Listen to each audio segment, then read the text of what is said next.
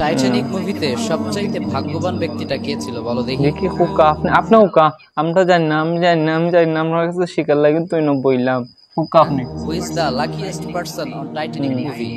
না আমার কোনো আইডিয়া নাই বাবাজি, আমার কোনো আইডিয়া নাই, আপনি হুকা। ছোটবেলায় ম্যাঙ্গো পিপল মানে আম জনতার মুখে এই মুভিটা ম্যাঙ্গো পিপল মানে আম জনতা একটা শব্দ শিখছি।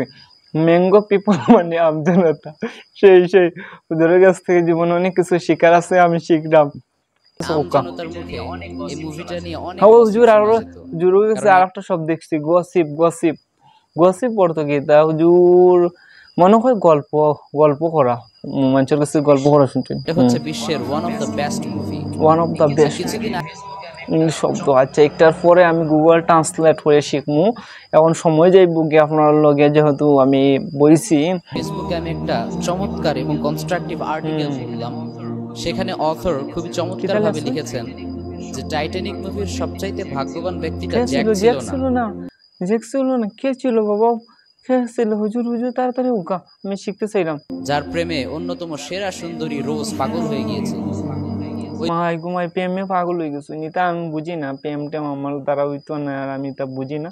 আচ্ছা, বাকিটা মুভিতে সবচাইতে ভাগ্যবান ব্যক্তিটা রোজও ছিল না, যে সাক্ষাৎ মৃত্যুর হাত থেকে তাইলে কে আসলো তাড়াতাড়ি আমার আর সহ্য হন। তিনি সুন্দর করে সেই মুভিতে সবচাইতে ভাগ্যবান ব্যক্তি ছিল সেই ব্যক্তি যে টাইটানিক জাহাজের টিকিটটা জ্যাকের কাছে জুয়ায় হেরে গিয়েছিল। আচ্ছা, এটা পারাম না, ইংলিশ ট্রান্সলেট করা গেলে আমরা দাঁত ভাঙি দিব। তারপরে বাবা আমি শুনি, পরবর্তীতে আরো 2-3 বার দেখে গুগল ট্রান্সলেট করিয়া শিখলাম যে সেই মুভিতে সবচাইতে ভাগ্যবান ব্যক্তি ছিল সেই ব্যক্তি যে টাইটানিক জাহাজের টিকিটটা জ্যাকের কাছে জুয়ায় হেরে গিয়েছিল। জুয়ায় হারিয়ে পরে তার কাছে খুব খারাপ লেগেছিল। বাট সে যদি সেই দিন তার টিকিটটা না হারতো, হয়তোবা অন্যদের মতো সেও ওই হিমশীতল পানিতে ডুবে মারা যেত। ঠিক কিনা বলো? So moral of the story হচ্ছে হিমশীতল পানিতে হেরে যাওয়া ভালো, মাঝে মাঝে হারের মধ্যে জিত থাকে।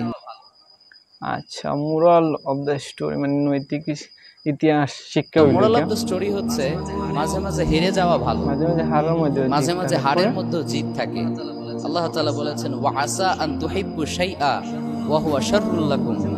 মাঝে মাঝে আমরা এমন জিনিসকে পছন্দ করি যেটা আমাদের জন্য অকল্যাণকর। সো তোমার লাইফ থেকে যদি তোমার প্রিয় আল্লাহু আকবার, কত সুন্দর একটা আয়াত পড়ছেন। আসলে ওই যে কথার মাঝে ওই যে আয়াতটা শোনার মধ্যে আসলে আমার দিলটা নরম হয়ে গেছে।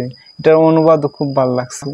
কিন্তু হারিয়ে যায়, কেউ যদি তোমাকে চিট করে, লাইফে কোনো একটা কিছু করার জন্য বারবার ট্রাই করছো বাট পারছো না, don't be sad, don't be frustrated. Always মাথায় রাখবে আল্লাহ যা করে ভালোর জন্যই করে। There is no doubt in it, বিন্দু পরিমাণ সন্দেহ নাই আল্লাহ কখনোই আমাদের অকল্যাণ চান না। ডাউট মানে সন্দেহ, আর একটা শব্দ আমি শিখছি। আচ্ছা, যাই হোক, হুজুরের কাছ থেকে অনেক কিছু শেখা যায়। প্রথমে শিখলাম কয়েকটা ইংলিশ শব্দ শিখছি, গসিপিং শিখলাম, আরো কত কিছু শিখছি। তারপর হইলো কি একটা টাইটানিক একটা বিখ্যাত মুভি, ইংলিশ মুভি মেবি। ও মুভিটা রিভিউ মাত্র 1 মিনিট না 1.5 মিনিটের ভিতরে এই মুভিটা রিভিউ সম্পর্কে যে মেইন ক্যারেক্টার, যে মেইন মূল ভাব যেটার হয় সারমর্ম, আমরা হুজুরের মাত্র 1 মিনিটের ভিডিও দেখিয়া একটা না 1.5 ঘন্টার ছবির রিভিউ মাত্র 1 মিনিটে আমরা হুজুরের কাছ থেকে জানতে পারলাম। তাইলে আমরা অনেক কিছু শিখলাম হুজুরের কাছ থেকে। আরো দিন আমরা আরো কতটা শিখবো, আপনারা আমার লগে থাকুক। আজ যতটুকু পর্যন্ত হুজুরে কিছু হইলাম না, যেহেতু হুজুরের কাছ থেকে বাক্কা কতটা শিখে লিখছি, যেহেতু হুজুরে একটা ধন্যবাদ দেওয়া যায়। ধন্যবাদ হুজুর, বাই বাই, টাটা।